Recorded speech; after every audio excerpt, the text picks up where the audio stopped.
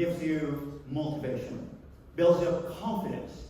I believe the answer is empathy. Let's imagine a situation. Classic PhD student's nightmare. You got deadline next week, you haven't started to write a paper yet. In that moment, your supervisor comes to your desk and look at the end of blank screen on your monitor and saying, no progress?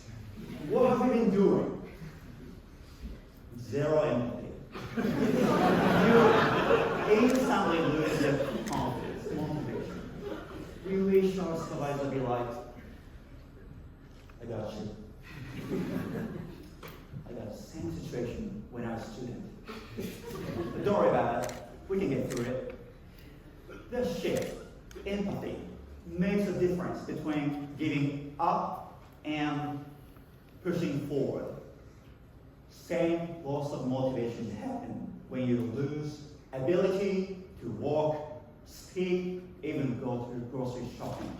That's the reality for surviving from traumatic brain injury.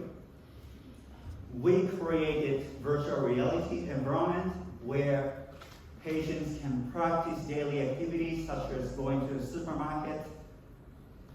We talked with their patients and clinicians to design a safe environment where users can practice. However, there's still a problem. Virtual reality is very cold.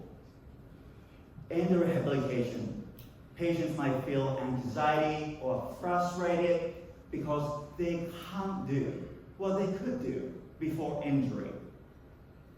However, virtual agent can't notice this change of the feeling of the patient.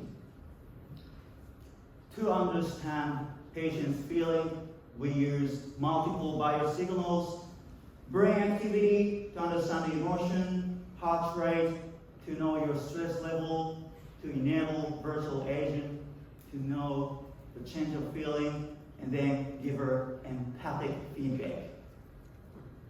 Rehabilitation shouldn't be lonely uphill battle.